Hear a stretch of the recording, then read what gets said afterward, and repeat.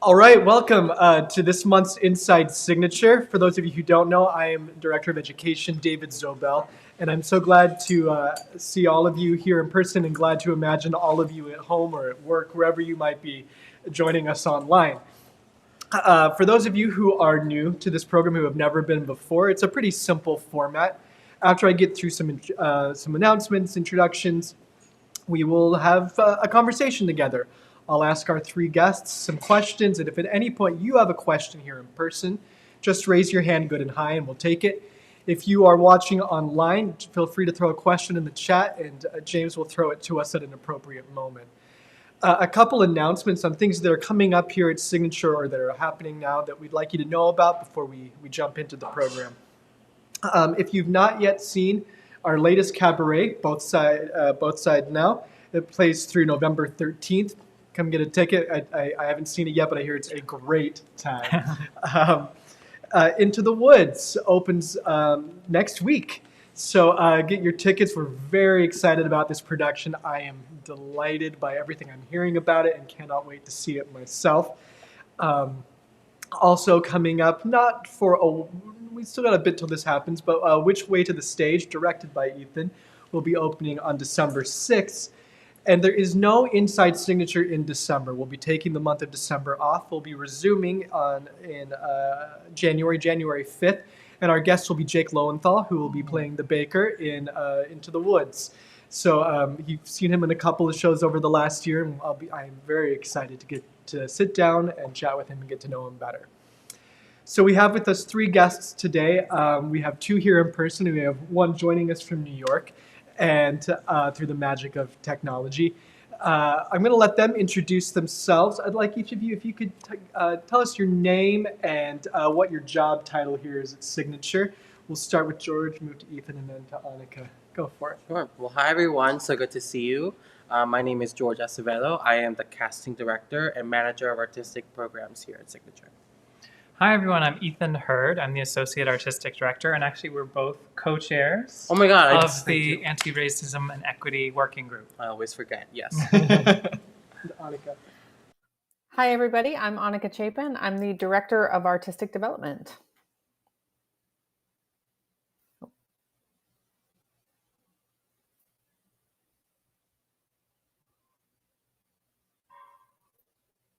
Do you need me to say it again?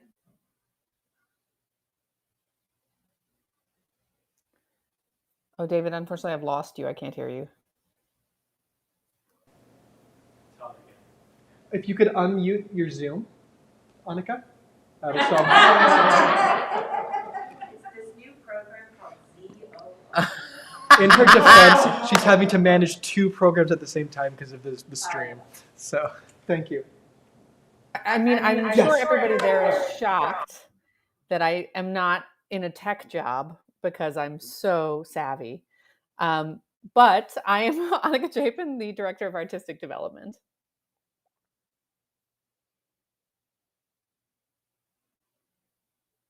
I'd like to hear your theater stories, how theater came to enter your life, became a significant part of your life. And let's work in reverse order this time. We'll start with you, Anika. Tell us your theater story. Sure. Well, I have a slightly unusual one, which is that I grew up in New York City. My father works in musical theater and has all of his career. So I grew up surrounded by theater. My dad said he took me to my first musical when I was 6 months old. To be fair, I didn't stay, but apparently the lights went up and I was very interested. So growing up, I was surrounded by this force, this form, and I really always knew that I was going to end up in theater. It just took me a long time to figure out exactly what part of it. So that was a long journey and a whole other story, but basically theater has been my companion for my entire life. And yeah, that's great. Ethan.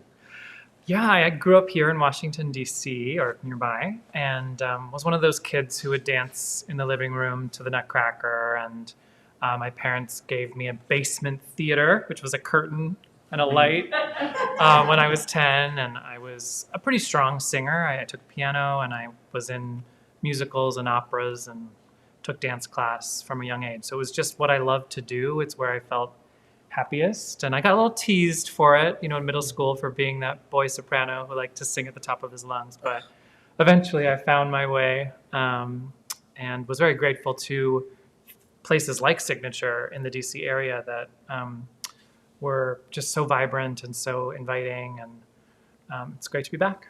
Love it.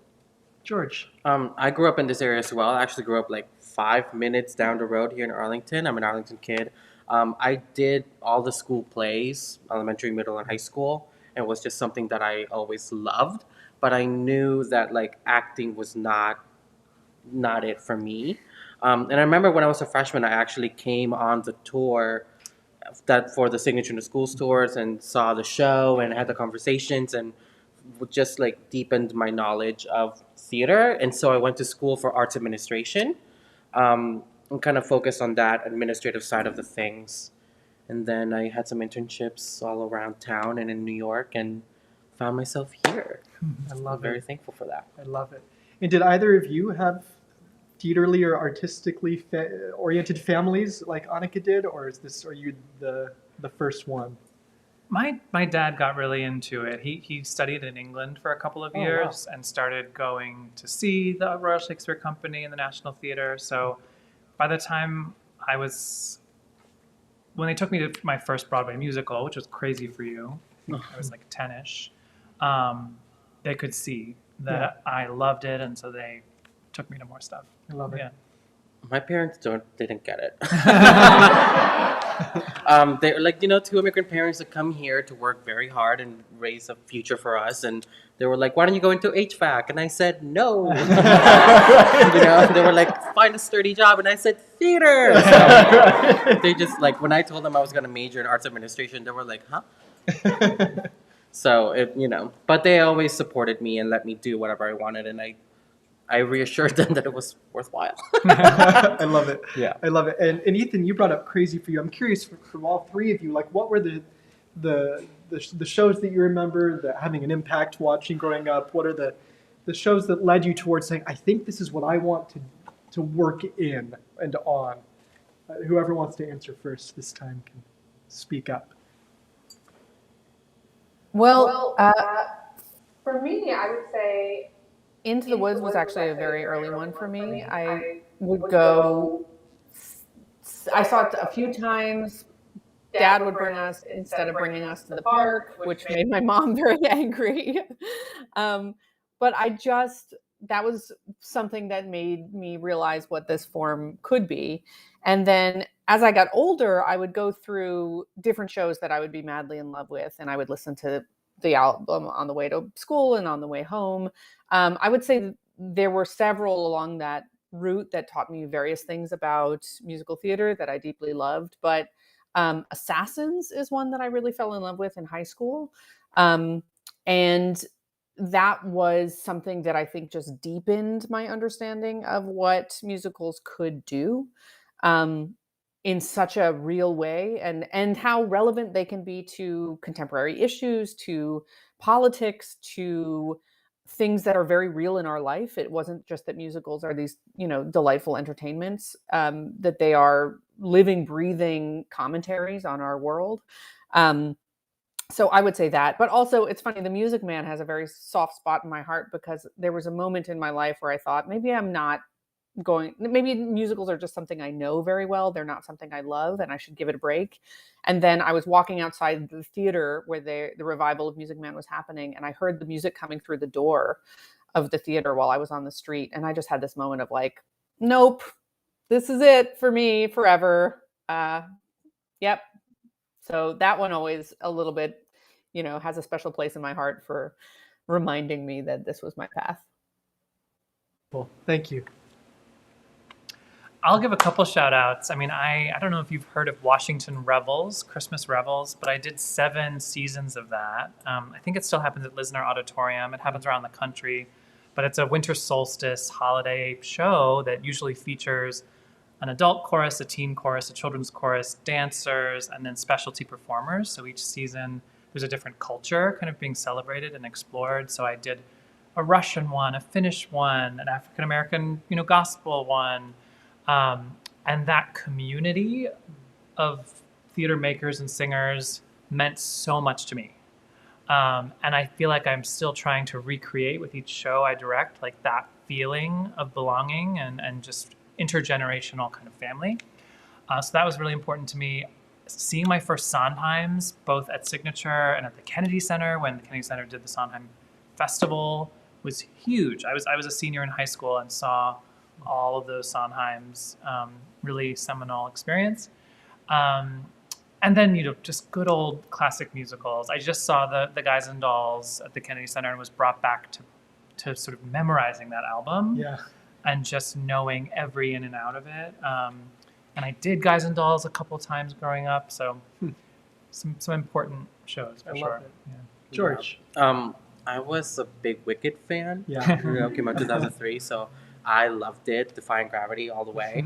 Mm-hmm. So that Wicked has always been a very important show to me. I've seen a bunch of productions of it, and I love it very much. My first Sondheim was freshman year of high school. We did a one-act competition thing of the first act of Anyone Can Whistle, and it was deep cut. And I was like, what is this world? Grass is green, skies, what is this? And just fell in love with Sondheim's lyrics. And then that's truly what started like the deep dive of all of his work and why it means a lot to me. And Into the Woods is very, very personal to me. My father passed away in 2015, and that's the musical that I turned to help me with my grieving process. So it holds like a very special place in my heart. So I'm going to be here a lot and hope you are too. Thank you for sharing that. Yeah. So we've tapped into something with all three of you. It's not just theater that we have been drawn to, it's musical theater specifically. Can talk to me about what this art form does to you, how it gets into your blood, and why this is what you were driven toward. Whoever would like to answer first. I'll start. For me, it's the idea of words are not enough, and right, and it's a scene, and you get to a point where the dialogue can only be so much, and now you have to break into song. Like, I love that. Yeah, I just feel like music is such a language in itself that is so universal, and I feel like putting lyrics to music makes it a much more universal process, and like it really lets anybody in. And like as an audience member, you can hear a particular lyric and it can stick out to you for a very personal reason that it may not to somebody else around you, but they have like something that sticks out to them. So that sort of like connection is what I love. Love it. Anika, they're looking at you. Okay. Yeah, I mean, I agree with what George said, and I found myself at various points having to defend musical theater as an art form because I feel like it has a bad reputation sometimes. People think of it as being sort of dumb plays where you stop the action and do a tap dancing number with jazz hands, and it's silly. There's something silly about it. And what I always say to people who say that is basically that we all viscerally understand that music speaks to us on an emotional level. There's a song you listen to when you are heartbroken, a song you listen to when you're happy, that even if you don't have a great education in musical theory, which I actually don't, we know this to be true. Everybody, I think, no matter what your background is, whatever it is. And so musicals basically are able to function on an additional level. You're taking drama, which is this form that provides you with this radical empathy. You're able to experience what it is to be, or you're able to get as close as possible to experiencing what it is to be in another person's skin, because we can't really do that as human beings, but you can temporarily feel this other experience. And then we're adding this music that can tap into this deeper level as we are having this experience. And I think there's something so extraordinary about the possibilities of that it just unlocks a whole other level of drama, of theater, of teaching us how to be human, which is, I think, what theater does in general. And musicals can do, using this music as another communication form. So I'm a real believer in it. I will get on my little soapbox at any point when somebody decides to be dismissive of musical theater. And if really pushed, I will get out my Sweeney Todd and I will play them Epiphany, and I will break down how Epiphany shows the total breakdown of a man's emotional state using the music, using the lyrics in 3 minutes, which is not possible in a monologue. So it's just a form that works on so many levels, and I just love it so much. Thank you. I love that. Ethan. Yeah, I have a slightly different answer today. Yeah. That I'm just going to try out on everyone. Listening to Anika talk, I was like, sometimes we come from this position of like, theater is text only. Mm-hmm. But I think when you really like think back to those campfires where people got together and started telling stories, like there was probably a drum there and there was probably singing, and actually like Greek theater had a chorus that sang or at least chanted, So I feel like in America or in like English Western theater, we started thinking somehow that like Shakespeare and just the dry text of Shakespeare is drama. Yeah. So I don't know. I'm just today sort of positing that like music has always been integral to theater. And so in terms of American musical theater, I would just throw in there too that like harmonizing and actually feeling vibrations in space and with instruments and voices, singing voices, is just one of a kind, and is just, that's what draws me to live performance, is actually getting to experiment with all these different performing art forms, dance, design, acting, singing, and mixing them together in different ways. Like I theater, music theater, opera that blurs genres and plays around with different tools. Absolutely. Yeah. I love it. Ethan, since you're chatting, we'll start with you this time. You mentioned seeing some signature productions when you were growing up here. I'm curious what your signature story is. What led you to working here? What's your signature story? Well, the first signature production I saw was a co-production with Arena. It was Sunday in the Park with George, which I loved. Then I saw A Little Night Music in the garage. And I remember the folding chairs. I remember being in the third or fourth row. I remember the band sort of sprinkled across the set, and Donna had like a bow and arrow as Charlotte. I invited Eric Schaefer to come see my MFA thesis at Yale when I was directing Sunday in the Park. Wow. In 2012. He was gracious enough to come. We had a nice conversation about it. And so for years after that, I looked back in my email history. I was like constantly emailing Eric to invite him to my work in New York and around. And he was very generous to invite me to direct a workshop here, a 2-week workshop that I couldn't do. Oh. And I was like torn up about it because I had a teaching job at the time. But I was really aware of Matt, and I knew James, Matt's brother, through Williamstown, through being an acting apprentice at Williamstown. And so I was always a fan from afar. Yeah. And, Nick Blameyer was a classmate of mine in high school. And so I came to see a reading of Glory Days at one point. And I was always watching Signature's YouTube channel and very aware of what was happening here. So when Matt reached out and said, there's this associate artistic director position open, are you interested in talking about it? I was thrilled and flattered. And I had been looking to make a change in my life. I had sort of been doing 8 years of a similar hustle in New York. That was my opera company, Heartbeat Opera, teaching and other freelance stuff. And the invitation to come back to the DC area, to have an artistic home like Signature, to work on musicals again, to do a Sondheim season, to learn from Matt and all of my new colleagues here, was just really irresistible. Yeah. So it feels full circle. It feels like the stars aligned, and I'm very, very grateful to be back. We're glad to have you. Thank you. Anika, what's your signature story?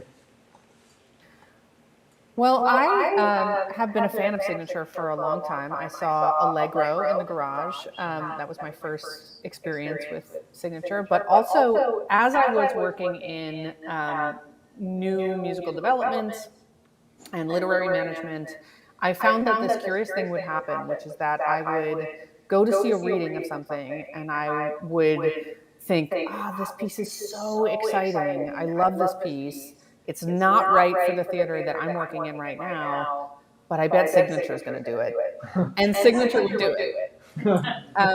So I had this sort of artistic crush on Signature because the goal, I mean, the dream when you do what I do is that you can work in a place where your taste is really aligned with the place you're working, because every theater has a different audience, different needs. Sometimes you're sort of, choosing things that are not necessarily what makes your heart sing, but you know that that's a good fit for your audience. Signature, I just felt like we were matched a little bit. Like everything that I loved, Signature loved, and I always thought it just seemed like the coolest place to be. So when Matt reached out and said that they were looking for someone in this job and could I recommend someone, I was like, I can. It's me. So I was really happy to be able to come and actually find out that Signature is indeed as cool as I thought it was when I had this sort of, aw shucks dream from afar of what a cool place it seemed to be and how happy everyone who worked there seemed to be there, which was all true. So, and it's a thrill to be here. We love having you. George, your signature story. You talked a little bit about encountering us in high school. Yeah, I mean, I think my signature story is iconic, personally. So my first experience with Signature was the Signature Schools tour and seeing the Signature School shows. I never did them because I was too busy, couldn't commit the time, but I always came to support my friends. And then I remember we got invited to the invited dress of Sunset Boulevard, which was like mind-blowing. There was a car on stage, so that was mind-blowing. And then I don't even know how, but somehow I got invited to the opening night of Sunday in the Park when Matthew did it. And I remember, first of all, at intermission being like, this show is awful, hate it. And then at the end of the show, just like crying hysterically and being like, this is the best thing I've ever seen in my life. And so Signature was always in the orbit. And like I grew up 5 minutes away from here, so Shirlington and I also are very close, and I spent a lot of time here. When I came back from New York after college, I was an intern at the Kennedy Center and got hired at the Kennedy Center, and I honestly didn't like it. I was very miserable. And I remember someone said to me, hey, look, Signature is looking for an executive assistant. I think this is a better fit for you than what you're doing now. You should consider it. And I remember just reading the description and everything just kind of like stars aligned. I was like, this is it. And I'm fully committed to this. And within the hour, I know Maggie can attest to this, within the hour I had submitted my application because I was so determined that this was the right fit for me. And I know it was the first, and I know there were many, many more. So I'm thankful that that worked out. And so I was Maggie and Eric's assistant for a few years. And then I very boldly told them, I have an idea, can I run it by you? And told them that I was really interested in casting and that I wanted to help Kelly, our casting director at the time, and take on some of her responsibilities. And both her and Eric looked at each other and then looked at me, and I was like, no pressure, it's fine. And then a week later, they gladly said yes. So that was the start to that. I love it. Yeah. I love it. Any questions from our audience so far? We have a question from online. Yes. We have a couple. Okay. The first one is, and this is for anybody, what are some of your pie-in-the-sky dreams of Signature? And just a reminder. Yeah. So the question from online was, what are you, some of your pie-in-the-sky dreams, right? Dreams for Signature. And I want to build on this question later on too. What are your dreams for Signature? That's loaded. It is.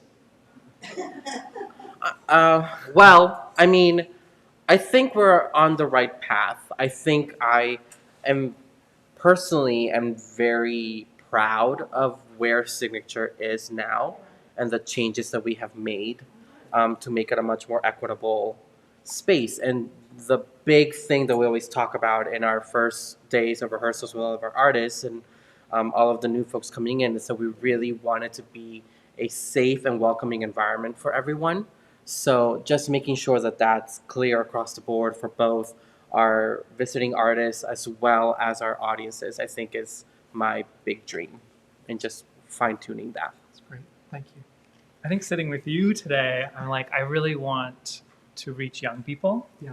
and to inspire, new generations of people to fall in love with theater and musical theater. And I think Signature is really beautifully positioned to share that Yes. inspiration and that excitement, with what we do here with these intimate spaces. I think one of the reasons that artistically I was so drawn to Signature is the actual architecture of our spaces, that people come into close encounter with these shows. And, just the ability to reconfigure and reimagine what that audience artist relationship is every production is so exciting. And I think in a way that is the future of theater, because I just find that as we become more and more, our experiences become more and more flattened by screens. Yes.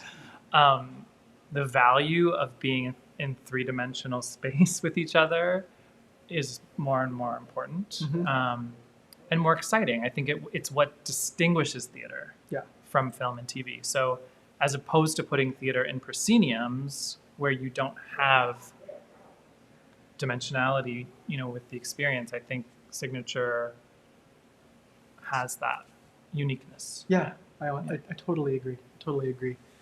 Anika. Those are both such beautiful answers. I'm just sitting here thinking, gosh, I work with such smart, wonderful people. It's such a joy.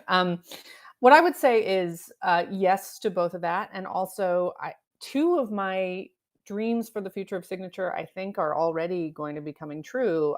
We haven't announced anything for next season, but I will say that two shows that I have been following for a while now that I think are both extraordinary and potentially can move the form forward.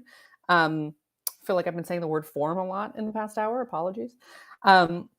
But those shows, I think we might have a chance to do on our stage. And that is really what I hope when I see Signature's future, that we can continue to do the shows that are bringing in new audiences to musical theater, but also proving what musical theater can do and proving that it is a living, breathing art form that has the opportunity to grow and change and bring in new musical forms and bring in new storytelling forms and just touch you, just be moving pieces of art that are wonderful. And so, I watch this space for future season announcements, and then later we can talk about what I'm, what I'm talking about. But I'll just say, there's some exciting stuff already coming up in the near future. Cannot wait. Before I dive too deeply into these, because I have lots of follow-up questions, I want to make sure that I hit the other question that came in online. James, what was the other? Sorry. The other. All right. This one is, if you could have dinner with one person in the industry, why would it be Emily Adler? Just kidding. But actually, who would it be and why? For the uninformed, Wow. Emily Adler once was on our staff and no longer is. Miss you, Emily. Yep. So who in the industry would you love to hang with, catch a meal with? Well, for me, for the longest time was Sondheim, so unfortunately, that's no longer a possibility. So I would go James Lapine. Mm-hmm. Let's make that. Yeah. Yeah. I'm going to throw out there Taylor Mack. Just so for people who don't know them, Google Taylor Mack. They're an amazing performance artist, writer, performer, most recently famous for the 24-hour American Popular Song performance that they did. Fabulous drag performer. And I just have a big, to use Anika's phrase, artistic crush on Taylor. So. I love it. Anika.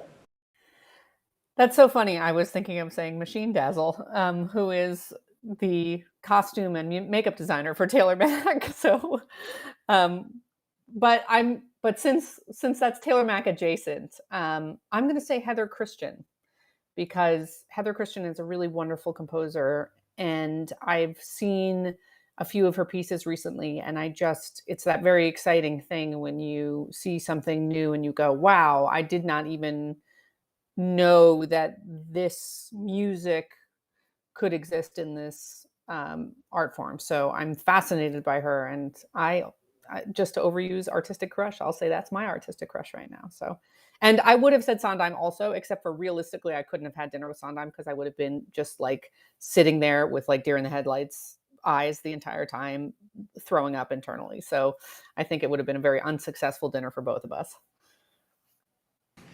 Were there any other online questions at this point? Yes. Okay, let's just keep taking them for now, and then I'll Is there continue. another profession within the arts that you wish you were an expert in? So, is there another profession within the arts that you would like to try out? Is that the idea? Yeah. If you had another profession. If you had another profession in the arts, what would it be?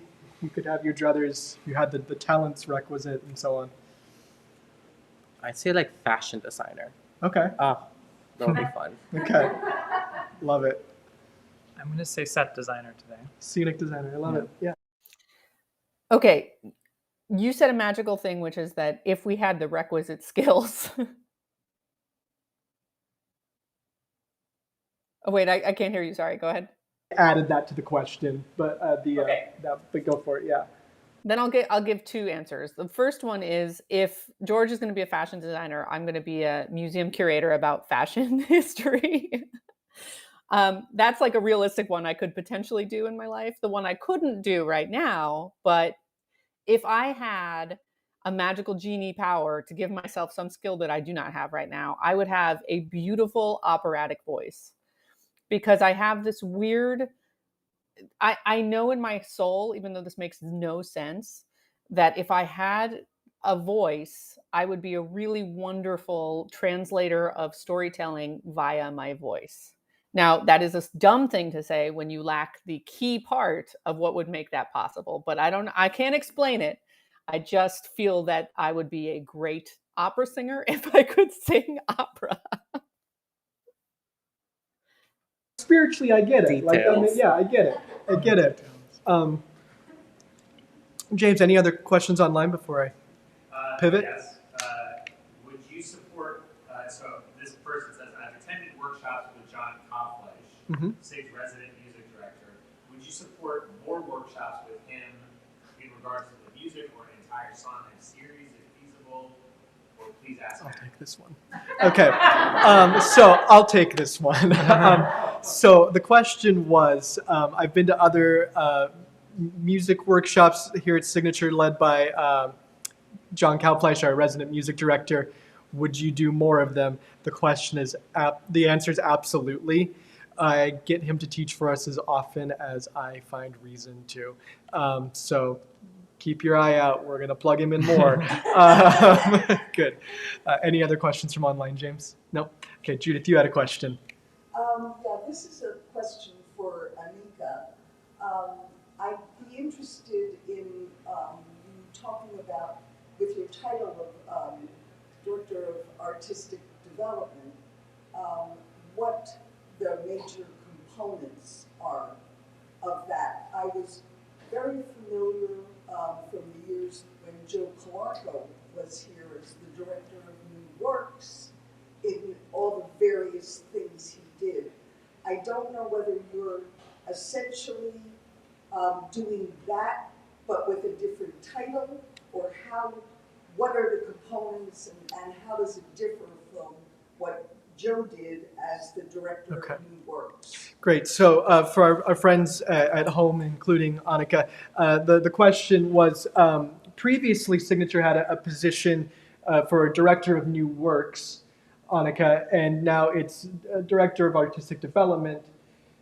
We want to know what it is that you do, and how that might be different from a Director of New Works. What are you doing for Signature? That's a great question, and I can't totally speak to everything that Joe Calarco did because I wasn't on the ground when he was here. But I will say that I am doing a lot of new work development. That is probably the primary thing that falls in my purview. I am a dramaturg who specializes in musical theater, so I am very actively developing new work for our stages. I am very actively looking for that new work. I'm meeting with those writers. I'm talking about the commissioning program, the development program that we're designing. All of those things are the larger chunk of what I do. However, what I will say is, in my mind, different because this is actually the title that this job was given when it came to into my world. So I think I'd have to let Matt and Maggie speak for exactly what they were intending in the change of title. But in my mind, I like having a title that is artistic development rather than new work development because I feel like a lot of theaters tend to have this branching out that happens where it's sort of old stuff is over here, new stuff is over here. And that's always bothered me because I always feel like it's reductive to both sides of the equation.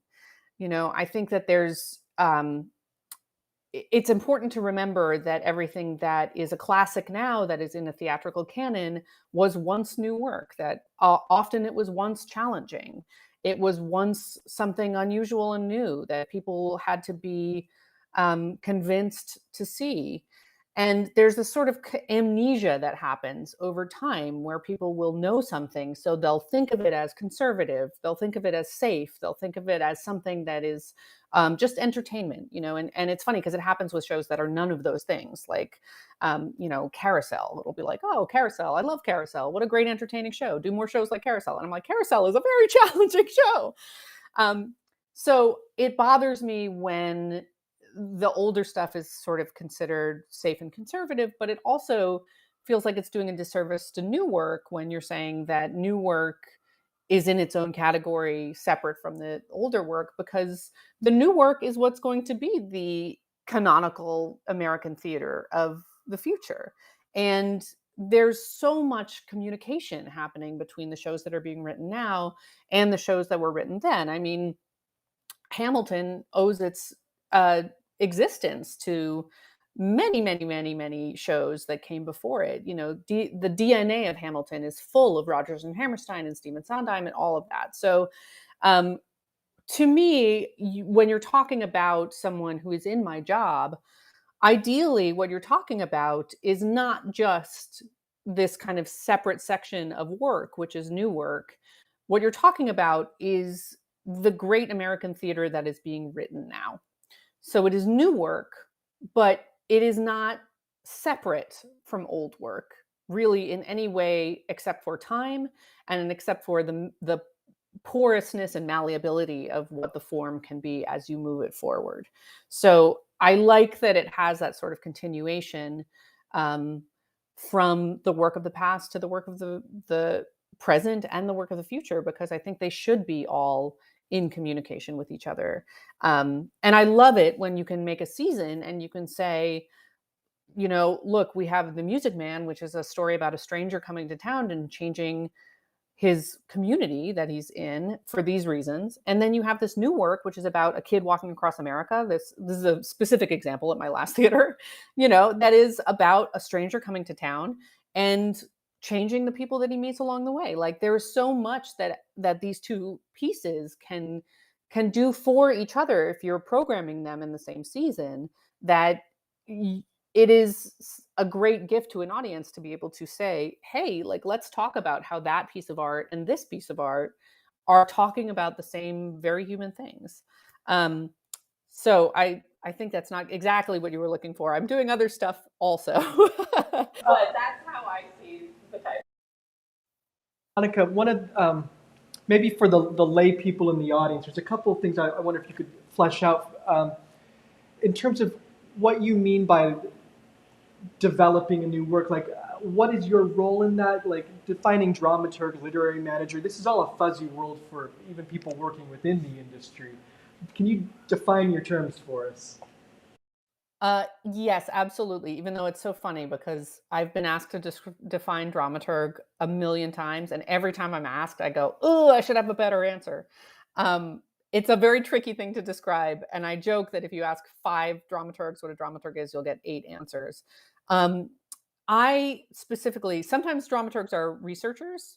I am someone who works with writers in order to make the piece that they are writing be the best and most of what it wants to be, is the way to put it. It's not, I'm not in there to kind of fix it. I'm not a script doctor, but I am working to make it um, fully realized. And when we're talking about, so basically I'm sort of like, you can, sometimes I joke that I'm like a therapist for a show. Sometimes I say it's sort of like an editor for a book, but I'm a little bit more hands-on. Sometimes, dramaturgs are like a critic on the inside is something, or the audience um, person stand-in as you're developing the show. All of these things are kind of close to it. In grad school, somebody said, "Oh, you're like the consigliere in The Godfather, but for theater." And I was like, it's not wrong. Um, so that's what I do. I consult with and I work with writers. In terms of development, what that means is often when a piece is written, it needs work. It needs to have an audience see it. It needs the writer to refine some things. There are things that the writer intends to have happen that don't quite work. You don't care about that character enough. This other character is having too much space. This song is in the wrong place. All of those things. So a show will be entered into a development process, by which we mean that the writers will work with a dramaturg, me, usually, and then we will do a workshop. We will do a reading. We'll bring in a creative team. We'll bring in an audience. We'll allow the piece to be seen on its feet. It will move forward a little bit so that eventually, by the time you see it on a stage, ideally, it is in good shape, and what the writer has intended to be in the piece is in the piece, and it's great, hopefully.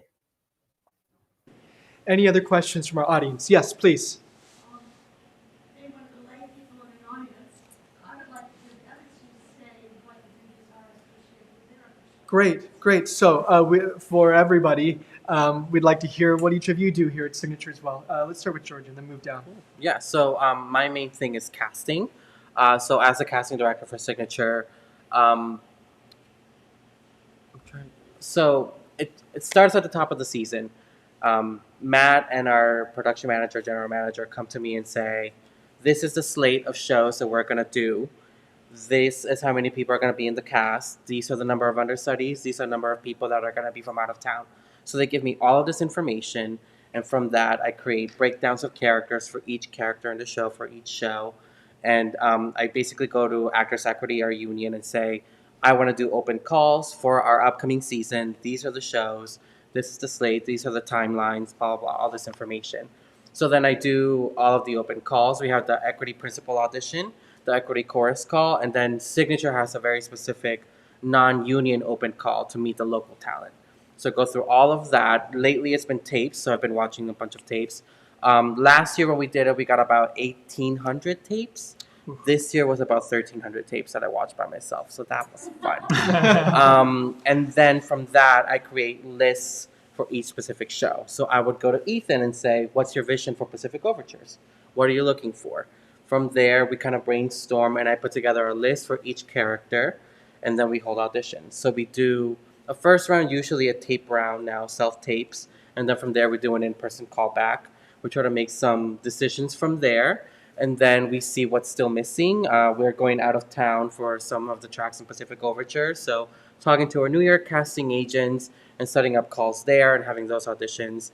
And then so it's just a moving process for the full season. So I do that. So I have a conversation with each director and just do that process over and over again until the show is cast. Sometimes the show is cast and an actor leaves for whatever reason. Or, we'll be in production and an actor gets hurt or gets sick and we have to replace them. So then I'm doing all of that as well. So it's just constantly moving in that way. And George, before we go to Ethan, I want to follow up on kind of a combination of things that have been said.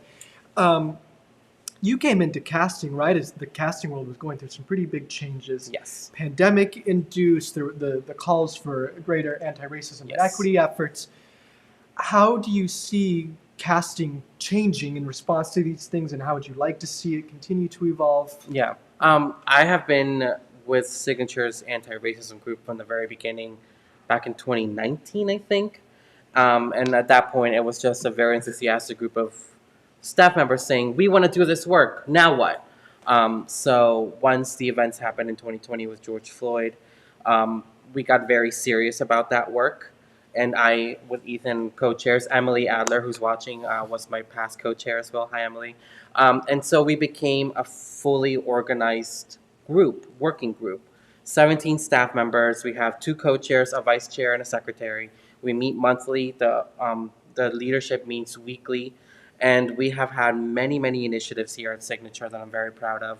And so in many ways, I feel like I am the right person to be doing casting at Signature at this moment, because I have this knowledge. We've gone through an entire year's work with wayfinding partners, and we've done a lot of workshops, and we have a lot of great things that are happening. So, and outside of that, I also did Broadway for Racial Justice's casting directive, which is intended for people of color to be casting directors and to have a knowledge of how the industry works and how we as people of color can maneuver through the industry and how we can sort of work on some of that gatekeeping that happens in our role as casting directors.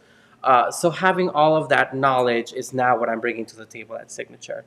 And so it really is about inviting new people and really challenging some of the norms that we've had, and how can we maybe look at this track in a particular way? How can we change it? Can we change the gender? Can we change, like what all types of things? So it's just kind of pushing back and forth on that. So That's yes, great. Lots of that. Thank you. Ethan, tell us what you do here at Signature. Well, I support Matt with his vision for the theater. I hopefully get to direct 1 or 2 shows a year. I got to work on the cabaret as an artistic advisor just now. Working on this anti-racism equity working group, partnering with Anika when I can to support, to read scripts, to weigh in and advise on new projects that might be coming along. And I'm excited to be launching soon, some special Sondheim programming we're doing outside of the Max that Anika, Matt, the senior staff, and I have been growing and developing, so that announcement will be coming soon. And just finding ways to strengthen our artistic work across the board. Yeah. And our audience has not seen your work yet. What can we expect? What makes an Ethan Hurd production? Oh my gosh. Or what do you aim for in the work that you create? Yes. Well, I feel really grateful that Matt asked me to direct these 2 shows. So Which Way to the Stage is a comedy. It's a 4-hander. It's about a gay man and his best straight girlfriend. They are musical theater nerds and super fans. And he does drag and lip syncs. And maybe she will do drag too. And I have a deep love for drag, and I'm a musical theater nerd myself, of course. So this play is right up my alley, and I hope that it's going to invite the audience into a really dynamic, vital, fun space and world that I think is just perfect for Signature. With Pacific Overtures, I'm continuing my work with Heartbeat in a way. Heartbeat Opera, my company in New York, was founded to sort of bring opera into the 21st century, make it accessible and fresh for a younger generation, and do opera in intimate spaces. So in a lot of ways, I see Pacific Overtures as an opera. Yes. It is very much musical theater, but it's pushing the envelope in so many ways. And when I was hearing Anika talk about old work and new work, I was thinking about how in 1976, Pacific Overtures opening on Broadway was just so experimental. Incredibly. And it still is. Yeah. Like, you read the libretto and you listen to the score, and I don't think many people have seen it. it's quite fresh. I mean, there are things about it that I feel like are problematic that I'm excited to wrestle with. Problematic in a good way, like gnarly in a good way. So yeah, I would say as a director, I love getting inside those tricky questions. I love design and I love going for big gestures, for visual metaphor. And yeah, I just really try to create a strong sense of company. You know, I'm sort of that director who is not really looking at the lead. I'm looking at the ensemble member upstage left and seeing if the ensemble is like fully connected and kind of holding the third rail, as it were. Like everyone is like connected to the electrical current of the story. So we'll see. I feel the pressure, but I'm going to rise to the occasion. I love it. Any questions? Barbara, please. Now, you mentioned two shows that are really my favorites, or sort of my favorites. Sunset Boulevard, and I think I saw it 10 or 11 times. I have to go back and look at my program because I usually make note of every time I see something. And Guys and Dolls. Now, I saw that production recently at Kennedy Center, and it was just fantastic. And I'd love to see Signature do it sometime, to be honest with you. Also, I wanted to throw in a little commercial here. Kennedy Center is doing the concert version of Sunset Boulevard February 1 to February 8, 2023. I got my tickets. It's selling fast, just to let you know. Okay, thank you, Barbara. So Barbara just wanted to let us know that she saw our Sunset Boulevard 10 or 11 times. She loved Guys and Dolls at the Kennedy Center. She was that we were doing it, and that she's excited to see Sunset Boulevard again in concert at the Kennedy Center soon. Thank you. Any other questions from our audience? We got one online. Very specific. Okay. Which you don't have an answer to, but I'm going to ask it. Any chance of Porgy and Bess in Signature's future? Okay, the question is, you're right, is very specific. The question is there any chance of Porgy and Bess in Signature's future? Never say never. I was gonna right? literally was just gonna say that. Never say never. Okay, It's a right. beautiful piece. That score is something else. Beautiful. I mean, I'll just riff on it for a second and Please. say one of the things we just were talking about as a working group was how do we center and celebrate Black joy as opposed to Black trauma?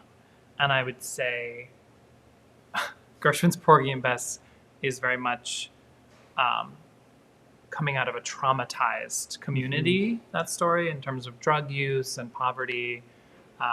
So that's one reason we might not be doing it sometime soon.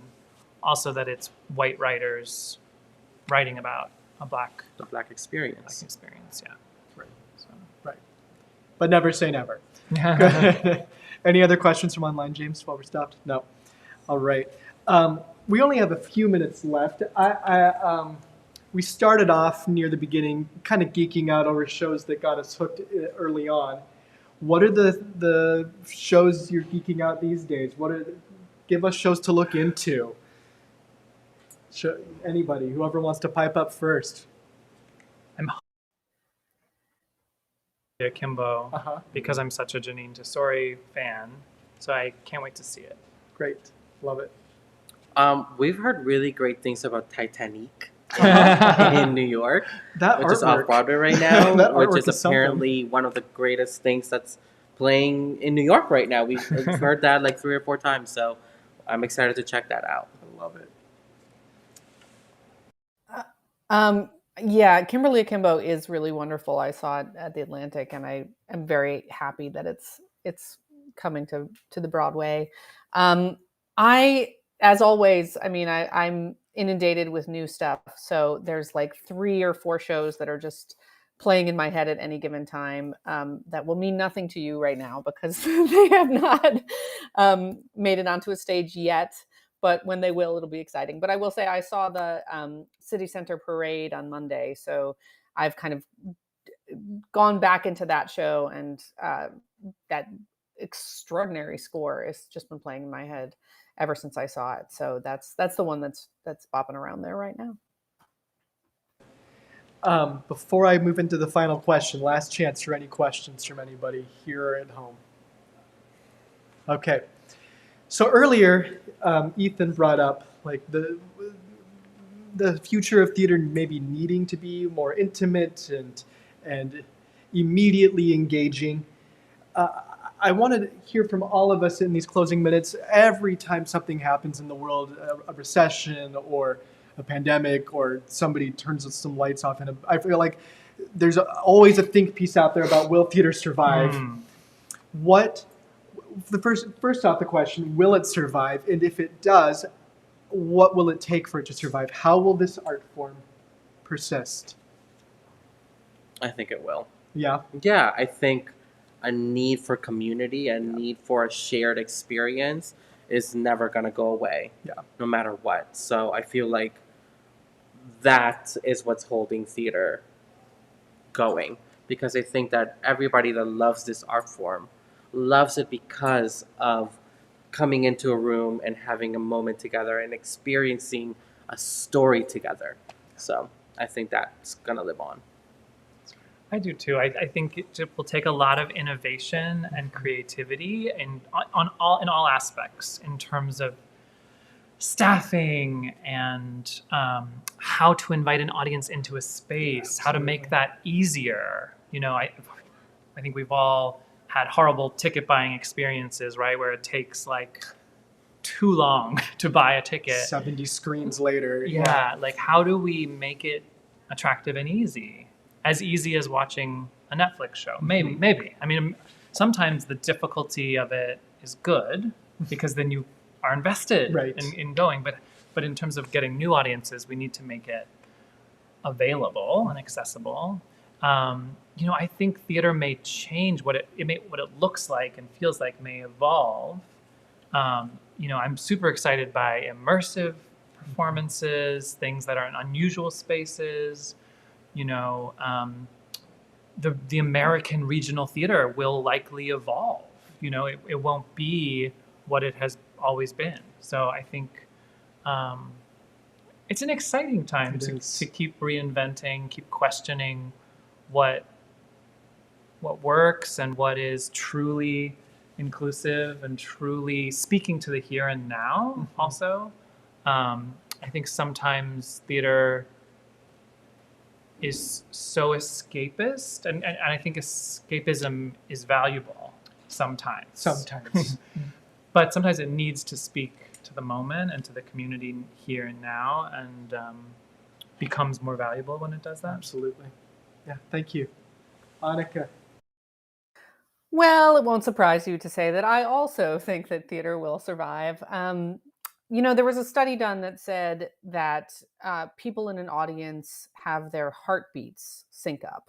That when you're sitting, sharing an experience like that, it physically causes you to align with the people around you. And I've seen that happen so many times. I've seen those magical moments where everybody in the audience is just breathing in at the same time and gasping and turning to their strangers next to them at the intermission to talk about what you've just seen. And I just feel like, even though I'm so excited by all the opportunities that we now have with all these different forms of tech and how theater is using a lot of those forms, there is something so visceral. And you know, Ethan brought it up with Greek, as with the Greek theater. It's like, as long as humans have existed, theater has existed in some form, and I just don't think that's going to go away. And since I have this great privilege of seeing what artists now are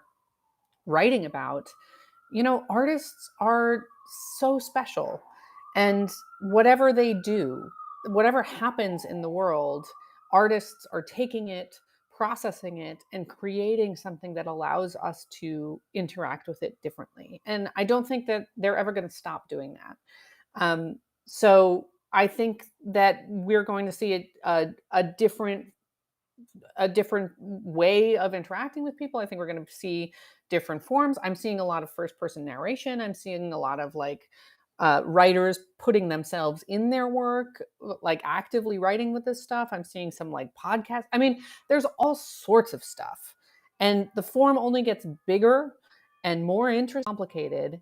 and more relevant, I think. So I think it's here to stay.